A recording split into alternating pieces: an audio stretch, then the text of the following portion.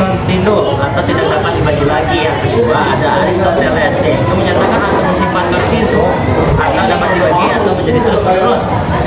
Kemudian ada konsentrasi atom terdapat 3 partikel, yaitu atomik, elektron, proton, dan neutron. Nah, teori-teori atom ini juga berkembang beberapa teori antara lain teori atom Dalton, teori atom Thomson, Rutherford, Bohr, dan Quantum. Kan dibuka ya ya. Laporan dari Aprian FD tentang teori atom Dalton, terus teori atom Thomson dan Rutherford. Buku yang pertama itu teori atom Dalton. Teori atom Dalton adalah sebuah teori yang dikemukakan oleh John Dalton tahun 1803. Teori ini menjelaskan tentang struktur dan sifat-sifat atom. Berikut ada beberapa postulat yang menjadi dasar atom Dalton. Yang pertama itu atom adalah partikel terkecil, suatu materi yang tidak dapat dibagi lagi. Yang kedua, atom berbentuk bola kejal yang padat. Yang ketiga itu atom suatu unsur sifat yang sama atau unsur yang berbeda sifatnya berbeda. Terus atom tidak dapat diciptakan dan dimusnahkan. Selanjutnya, atom-atom dapat berikat dengan membentuk senyawa. Terusnya, massa zat sebelumnya dan sesudah reaksi adalah tetap. Itu dari berdasarkan hukum Lavoisier atau Lavoisier. Perbandingan massa atom-atom pembentukan suatu senyawa selalu tetap berdasarkan hukum Strauss. Atom sebagai zat terdiri atas ruangan kosong. Massa atom terpusat pada inti atom yang bermuatan positif. Inti atom dikelilingi elektron yang bermuatan negatif pada lintasan tertentu. Selanjutnya, kelebihan dan kekurangan dari teori atom Dalton ini yaitu memiliki bentuk model yang memiliki potensi untuk dikembangkan oleh para ilmuwan. Dari sinilah ilmuwan berkeinginan memperbaiki pendapat Dalton menjadi lebih logis dan dari segi ilmu pengetahuan. Teori atom Dalton ini juga dapat menjadi motivasi untuk terciptanya bibit atom baru guna menutupi segala kekurangan dari materi. Terus kekurangannya tidak dapat menjelaskan adanya partikel subatomik atau partikel pembentuk atom. Menurutnya, atom Dalton partikel kecil yang sudah tidak dapat dibagi-bagi lagi. Namun sebenarnya atom terbentuk dari subpartikel seperti proton, neutron, dan elektron. Selanjutnya ada teori atom Thomson. Teori atom Thomson yang dikemukakan oleh J.J. Thomson pada tahun 1897 dikenal sebagai model roti kusmis.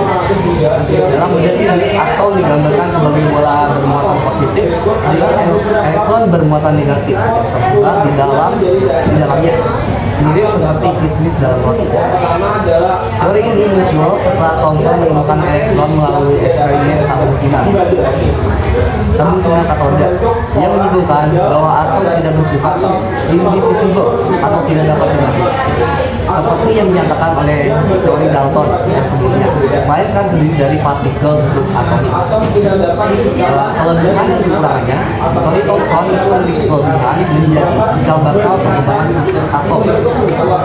Terus menerangkan adanya partikel subatomik yaitu elektron. Yang ketiga itu menerangkan sifat fisik atom.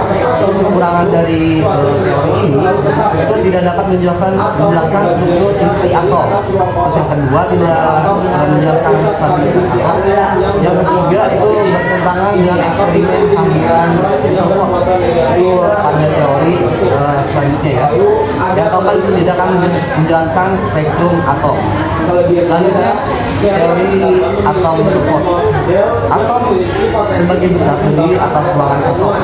Massa atom terpusat pada inti atom yang bermuatan positif. Inti atom dikelilingi oleh elektron yang bermuatan negatif pada lintasan tertentu. Teori Rutherford adalah teori atom dikembangkan oleh Ernst berhasil Rutherford pada tahun 1911. Teori ini menjelaskan struktur atom dan menyatakan bahwa atom terdiri dari satu, inti atom, kedua, elektron, tiga, ruangan kosong. Teori Rutherford berdasarkan pada eksperimen yang dilakukan oleh Rutherford dan timnya, yaitu eksperimen penyebaran alfa. Dalam eksperimen ini, Rutherford dan timnya memancarkan partikel alfa ke arah lambatan emas dan mengamati penyebaran partikel alfa tersebut. Bisa diamati dari gambar hasil percobaan Rutherford. Di situ kan ada sinar A, delta, sinar delta 1, 2, dan 3. Nah, untuk sinar delta 1 banyak yang diteruskan. Jadi itu kan kayak minus gitu kan. Nah, berarti atom sebagian besar adalah ruang kosong. Terus sinar delta 2 sedikit yang dipantulkan, dia itu sedikit memantul, dia tidak lurus maupun tidak berbelok, tapi dia memantul kembali ke arah dia. Sinar yang berarti sinar delta ini menabrak inti atom. Terus yang ketiga sedikit yang dibelokkan, berarti sinar delta ini ditolak inti atom yang bermuatan positif. Itu menjadi bahkan pengembangan struktur atom menerangkan adanya partisi sumber atomic kekurangan itu ada hidrogen adalah pembicaraan dari antara hidrogen saat elektron melompat atau transisi dari tingkat energi tinggi ke rendah atau lebih dalam. Transisi ini akan menghasilkan pancaran cahaya panjang gelombang yang berbeda dari beberapa transisi energi akan kulit. Susunan pancaran dari atom hidrogen dibagi menjadi beberapa rangkaian spektra dengan panjang gelombang yang dihitung dengan formula spektrum atom hidrogen berbentuk garis yang khas. Pada tahun 1885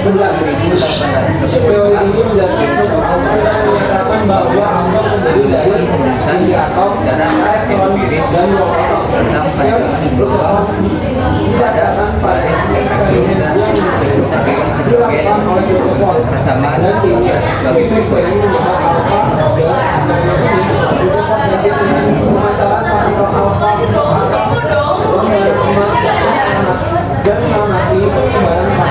Oke, yang selanjutnya adalah teori atom dari Niels Bohr. Nah, teori atom dari Niels Bohr ini adalah model atom yang dikembangkan oleh Niels Bohr pada tahun 1913. Model ini merupakan penyempurnaan dari model atom Rutherford dengan menambahkan konsep kuantisasi energi berdasarkan teori kuantum Planck. Nah, latar belakang dari adanya teori ini adalah model atom Rutherford pada tahun 1911 menunjukkan bahwa atom memiliki energi bermolecular dengan elektron yang bergerak mengelilinginya. Masalah utama model Rutherford itu, jadi dia menurut fisika klasik, elektron yang bergerak melingkar akan kehilangan energi dan jatuh ke intinya, yang bertentangan dengan kestabilan atom yang diamati dalam kehidupan nyata. Nah, Bohr itu Niels Bohr itu mencoba mengusulkan model baru dengan konsep orbit kuantum berdasarkan teori kuantum Planck. Nah, setelah itu Niels Bohr mengajukan beberapa postulat utama, yaitu yang pertama adalah elektron bergerak dalam orbit tertentu atau yang disebut juga kulit atom tanpa memancarkan energi. Nah, orbit-orbit ini memiliki tingkat energi yang tetap atau kuantisasi energi.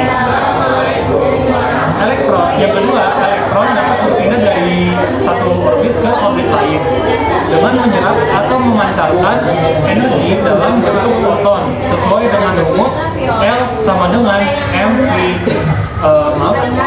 sama dengan mvr sama dengan n dikali h per 2pi.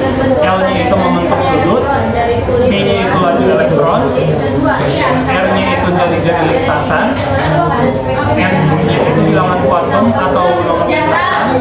Jadi kayak nomor lintasan tingkat 1, 2, 3 dan seterusnya. Lalu M-nya itu adalah massa elektron. Nah, keunggulan dari teori atom bond ini, dia teorinya itu dapat menjelaskan spektrum emisi hidrogen dengan sangat baik, menyediakan konsep kuantitisasi energi yang menjadi dasar bagi mekanika kuantum, dan membedakan tingkat energi elektron dalam atom. Nah, tapi dia juga punya kelemahan. Nah, kelemahan dari teori atom Niels Bohr ini yaitu ada penyimpangan untuk atom yang lebih besar ketimbang hidrogen.